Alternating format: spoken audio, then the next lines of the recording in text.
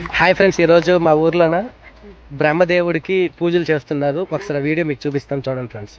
ఇక్కడ ఒక పెద్ద చరిత్ర ఉంది ఫ్రెండ్స్. ఇక్కడ ఈ గుడి దగ్గర ఒకనొకప్పుడు రాజులు పాలించే వాళ్ళని, ఈ బ్రహ్మదేవుడి దగ్గర కింద వజ్రాలు వైడీర్యాలు ఉన్నాయని నా చిన్నప్పుడు ఎన్నెన్నో కథలు విన్నాను.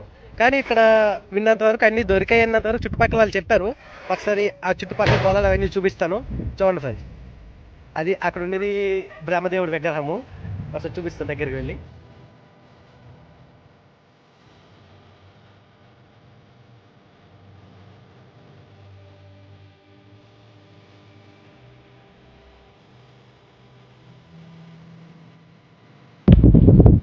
నేనుగా చిన్నప్పటి నుంచి విన్న మాట ఏంటంటే దాని కింద నిధి ఉందని, దాని చుట్టూ పాములు కాస్తాయని.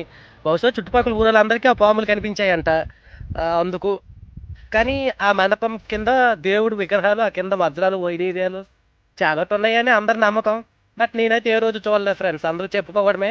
అలా అని చుట్టుపక్కల దొరికాయి అనేది కూడా వాస్తవం. ఎందుకంటే లంకి బిందులు చాలా మంది ఇక్కడ దొరికాయని అనేవాళ్ళు. అమ్మా, దేవుడు ప్రసాదం రెడీ అయిపోయింది. నేనైతే ప్రసాదం భక్తుండే ఫ్రెండ్స్, వచ్చాను ప్రసాదం కోసం వెయిటింగ్. ఇంకా